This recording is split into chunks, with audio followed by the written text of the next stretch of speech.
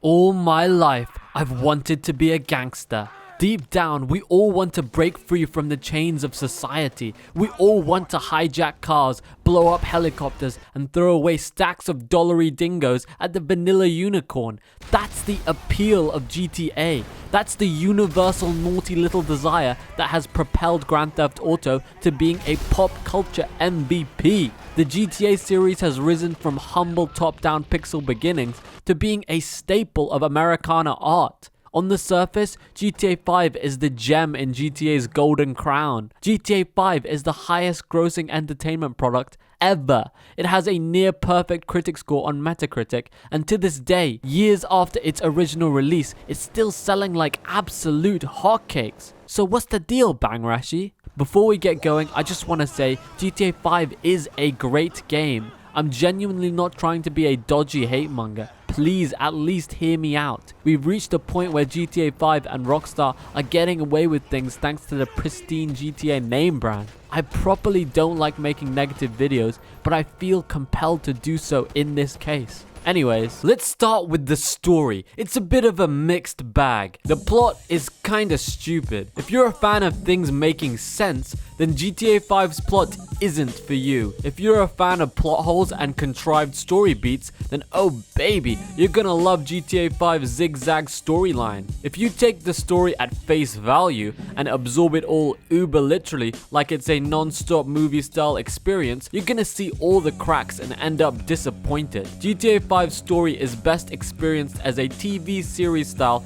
collection of wacky adventures. I like to think of it as an Always Sunny in Philadelphia type of experience, just with more guns, more ethnic minorities, and in Los Santos. It might seem like I'm taking a fat dump on GTA 5's campaign, but let me clarify, the story is kinda dumb, but the storytelling is fantastic. GTA 5's characters and their interactions are superb. Hello! Michael and Trevor's backstory and their continual persona clashes are engaging as hell. They represent a fucked up post-American dream yin and yang. Michael is the cynical, corporate, capitalist con man, the guy that betrays his friends to live out a fractured, society-approved vision of success. Trevor is the psychopathic, unhinged mass murderer who wears emotions on his sleeve but still somehow has an inner empathy and love for his friends and family. Franklin has a yee-ass haircut. The themes are definitely interesting, and the game's story can be seen as an examination of the death and lies of the American dream. Compared to GTA 4's Liberty City story about rising through the ranks and achieving the American dream, GTA 5 is a very Los Angeles / Los Santos centric depiction of the great lie of America. It's about how vapid and shallow the perfect white picket fence American nuclear family has become. If I had to package it in a nutshell, GTA 5's story argues against capitalism and materialistic greed. It's a narrative experience that rivals anything Hollywood has come up with since Rango 2011 reached the pinnacle of cinematic brilliance. An even bigger problem than the janky plot segues is the fact that the delivery of GTA 5's story contradicts the heart and soul of the GTA fantasy itself. This is when we talk about the gameplay. Bigger and better YouTubers have done pitch-perfect analyses of Rockstar's design flaws, but it's worth me going through some of that good stuff for the sake of context. GTA 5's open world serves no purpose. Los Santos is literally just there as a menu hub. It's a place to drive to missions in. The side activities are straight up boring, and there is no real incentive to explore since so many areas are just empty polygon dumps. It's a pity too, because Rockstar, as always, have still filled this game with delicious little details and atmospheric garnishes. Los Santos, on a surface level, is genuinely beautiful and intricately designed. Rockstar have baked a delicious, multi-layered, orgasmic apple pie of an open world, but only let you poke your straw in to suck out tiny little niblets of pleasure. It's honestly bizarre. Fundamentally, GTA 5 is extremely linear. Missions are tightly constructed spectacles. There is so little choice to be had. Guns aim themselves for you, and the game tells you exactly where to go and precisely when to switch characters. Heists gave you little tidbits of freedom, but even then, if you dig just an inch beneath the surface, you realize that these two are linear at heart. Missions also take you to pre-created environments and multiple indoor arenas that are used just once. further making the open world pointless. I always feel like an idiot when I slightly mess up one of them car chases or set pieces or something, just because I feel like I've ruined the experience. I feel like I've broken the linear cinematic fantasy. GTA 5, ironically, has taken the core idea of Grand Theft Auto, of a madman simulator, a gamer's rise up and be free replicator, and has somehow transformed that into one of the most linear experiences possible. GTA 5 is the kind of game where you have the freedom to run over a random side character and unlock hidden dialogue, only to then get out of your car a second too early and then fail a mission for something that literally happens in a cutscene a second later. The linearity of its set pieces and the player's feeling of confinement is further exacerbated by the fact that the missions between these set pieces are some of the most boring missions in the history of gaming. GTA 5's vision of downtime is forcing the player to dick around with tow trucks and storage containers. Very fun, Rockstar. Listen, there is something to be said about just the raw feeling of your character existing in a world. For example, Persona 3 Portable for the PSP scrapped the ability to just walk around Iwatodai's streets, and that genuinely bothered me. It took away from my visceral immersion. GTA 5's crazy moments psychologically do feel cooler just because they are in an open world, but still, there is such an inherent contradiction in GTA 5's game design.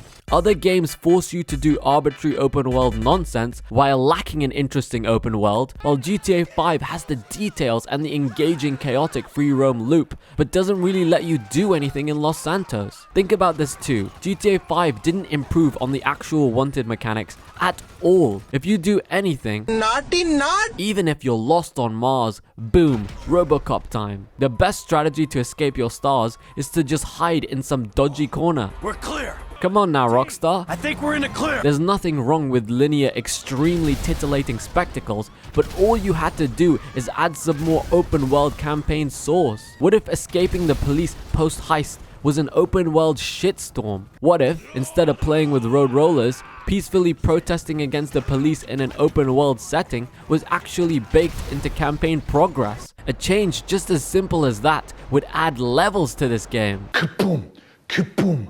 GTA 5 is actually the Skyrim of Rockstar games. Beyond the surface level similarity of them both releasing on every console imaginable, both games cut out gameplay depth from previous entries for quote-unquote streamlined and more marketable experiences. Gone are the jizz-tastic ragdoll physics of GTA 4, for example. Also, both Skyrim and GTA 5 unleash their true potential with the power of mods. It's such a shame then that if you make some jokes mods or discover some banterous glitches, Papa Rockstar will slap 5 stars on your ass and digitally baton your gamer pride. Funny how that works, right? You see, that's the thing with this game. It's just so damn hypocritical. It's a Grand Theft hypocrisy. Remember when I talked about GTA 5's story? The thing is, in the 8 years since its initial release, GTA 5 has actually revealed its true story. GTA 5 isn't a story about the lie of American capitalism. GTA 5 is actually a story about tricking people into buying into a story about anti-capitalism, but actually being extremely corporately greedy and money hungry. GTA Online is everything GTA 5's campaign supposedly stood against. Beyond the fact that GTA Online has now devolved into sci-fi, Looney Tunes, Mega Mind tier tomfoolery, it is just a vehicle for monetization. GTA Online is not a game anymore. DLC cars can literally cost more than the entire base game itself. To be a GTA Online player, you can't just play the game. It is an undertaking, an absolute slog, a good old grind fest. GTA Online tries to zombify you into being an addicted consumer. GTA Online tries to turn you into Jimmy entitled the Santa. GTA Online makes GTA 5 insanely hypocritical. Has anyone noticed that there's a whole subgenre of explicitly child-friendly GTA 5 content on YouTube? These guys have millions of subs and views too. I'm not even hating. It's not an inherently bad thing. I'm also not trying to be a boomer or anything like that. But still, sometimes you just have to step back and ask yourself what the actual fuck is going on. Returning to the campaign, remember how I said that GTA 5's game design contradicted itself? To put it more clearly, Yeah, the explosions and the car chases are pitch perfectly tuned to resonate with your let's fucking go hippocampus, but that glitz and glam doesn't cover up from the fact that the gameplay is fundamentally a pretty shallow experience. As much as GTA 5 lambasts the vapid lies of LA, its gameplay is itself pretty surface level stuff. That doesn't mean it's not fun or titillating, just shallow. That superficial beauty but lack of interactable depth applies to the open world too. This is the point in the video when you ask yourself, does it matter? Who cares if the gameplay is shallow and contradictory? Who cares if the game is unbelievably hypocritical? Should you care when you can still get an at times bloody brilliant entertainment experience for your 50 quid? Why does anyone bother doing anything meaningful when being a hypocrite makes you the most successful of them all? Why did I make this video? What's the point of caring about anything, about having real purpose? Maybe it's better to let things end once and for all. Now, it's time to talk about the ending. When you finish something really great, you get a post-nut clarity type of wave of emotion. It's filled with bittersweetness, enlightenment, joy, and with games you get this distinct craving to roll it back and keep going. You're left wanting more. Red Dead 2, Halo 3, Witcher 3. I distinctly remember finishing those games and being both almost obsessed with them post-completion, but also serenely fulfilled. Whenever I go drinking, I always have my spicy noodles in the early hours of the morning so that the next day I'll have a day after drinking / spicy noodle challenge hurricane of shit and pain. That ritual, that pain would tell me that I actually did something, that I was still alive, damn it! That's what it means to experience a great ending. All the way back in 2013, when I was still frothing with hype, hurtling through the game like Jimmy DeSanta ODing on entitlement, I can remember how I felt when I finished the game. My creepy uncle! After it was all over and the credits began to roll, I remember thinking to myself, aight, that was it. I got up the next day and kinda was looking forward to the launch of GTA Online. I did not have the emotional wave, the hurricane of shit feeling of completion. On this most recent playthrough, I figured out why. When you first go through the campaign, you laugh at the jokes and the satire and the we live in a society, but when you go through it again, you start to realize and absorb just how cynical this game is. What GTA 5 has to say about society is fucking depressing. It's a very nihilistic game. Every character is irredeemable and broken and just kinda shitty, and none of them get a truly convincing arc of redemption. When the most sympathetic character is a sociopath with a penchant for brutal murder, you know that Rockstar doesn't have an especially rose-colored view of society. GTA 5 is actually Rick and Morty Season 3, the seed of GTA being a satirical romp, a criticism of America, has been taken to the nihilistic extreme. It's so depressing and brutal in its view of people that it leaves you a little empty inside. Back in the days, GTA's satire was cheeky and subtle. Remember when, in San Andreas, Big Smoke orders 2 number 9s, a number 9 large, a number 6 with extra dip, a number 7, 2 number 45s, 1 with cheese, and a large soda. That joke was funny because Big Smoke had a large order and he was fat. The joke was that he ate a lot and American fast food is bad for you. If they did that gag in GTA 5, it would be about how Hollywood's Illuminati lactates secret childhood obesity-inducing chemicals into the national water supply, and thus, by drinking water, you are contributing to the death of children, and so every person, by living their life, is actually a sleeper agent of America's disgusting capitalist aggression in South America. I mean, for God's sake, in the Death Wish ending, Michael literally says that hypocrisy is civilization's greatest virtue. Cynicism and not giving a shit is inherent in GTA 5's DNA. The game was rigged from the goddamn start. Or the end. Every game is flawed. Every game can be ripped apart for hours by self-righteous YouTubers, but great games have that X factor that makes them rise above all that. Truly amazing games are more than the sum of their parts. GTA 5, for me, does not have that X factor. That's the strange thing. Usually Rockstar games do have that secret sauce. Red Dead's 1 and 2 have flaws till Kingdom Come, but for me, they had that injection of humanity, of passion that made them still special. GTA 4 kinda had that heart too. Funnily enough, when I first played GTA 4, I fucking hated it. GTA 4 is kinda like when that fan favorite comedy actor wants to be taken so seriously, so does some Oscar bait period drama BS. I know I'm not the only one, but when Rockstar wanted to get all sensy and up in their feels and make real art, I just wanted the jetpacks and the thug life banter that we got in San Andreas. In retrospect, it really feels like Rockstar poured their heart out when making GTA 4. However, while GTA 4 had the customary near-perfect Metacritic scores and the banging sales, there was this feeling of disappointment at its release. I know it wasn't just me, many players just wanted the wacky satire again. GTA 4 is when the breakout band releases a heartfelt second album but gets shat on for being too in their feels. And shit, that must have hurt Rockstar, man. GTA 5 feels like a product of that hurt. A jilted reaction to GTA 4's lukewarm user reception. You want some evidence? How about the fact that in Trevor's introduction, he brutally beats Johnny, a major character from GTA 4, to death as a throwaway gag?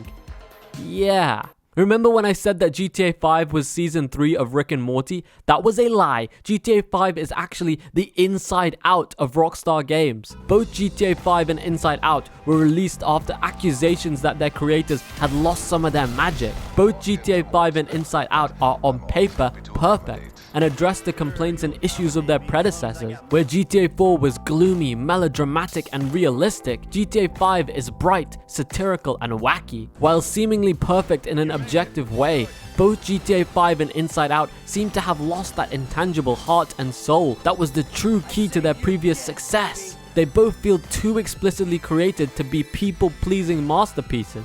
GTA 5 doesn't just rediscover GTA 4's lost wackiness, it goes full crack house by making everything and everyone balls to the wall all the time. GTA 5 brings back the satire by trying to satirize literally everything and anything. Liberals, conservatives, hippies, corpos. It tries so hard to be everyone's perfect GTA that it ends up feeling a little empty. I missed the part where that's my problem. To round off this video, we have to look at GTA 5's story one last time. I was sitting on the toilet trying to feel alive again when it all just hit me. GTA 5's story is the story of GTA 5 itself. Michael DeSanta is GTA 5, a manipulative, backstabbing conman living out the empty, societally accepted vision of success. Michael and Rockstar have shacked up with a dodgy corporate overlord that enables their pessimistic depravity. Franklin is the ghost of GTA's past, a yee-yee-ass haircut gangster who Michael manipulates into doing his dirty work. Franklin and GTA's past are led into repeating Michael's mistakes, into becoming the cynical GTA 5 while abandoning the dream of his Grove Street youth. Trevor is the real GTA, the unbridled chaos that we all came to love and what drew us together in the first place. Even though Trevor and GTA's chaotic destruction seem dumb and wrong, the memories that version of GTA gave us are full of heart and tales of friendship. That's the GTA that really mattered. That's the GTA that GTA 5 and Michael abandoned. When I asked you, does it matter? The answer is that it matters to me. I genuinely don't like making negative videos, but it's hard to see gaming corrupted into something so devoid of real meaning. I know I've probably been too hard on GTA 5, but this shit matters, man. I'd rather live in a world of janky mechanics and 2-pixel graphics than this lie of perfection, full of hypocrisy and nihilism. Rockstar was wrong. Society's greatest quote-unquote virtue isn't hypocrisy. The deception that actually upholds society is the lie of continuity. The same series that was the literal progenitor of freedom in games is now extremely linear and restraining. The game series that once stuck it to the man now is the man. The game series that once made fun of bizarro corporate bullshit now stuffs that crap in our faces. Remember when gaming was simple? Remember when a game having a point actually meant something? Remember when the point was to just have fun? I don't think it's funny.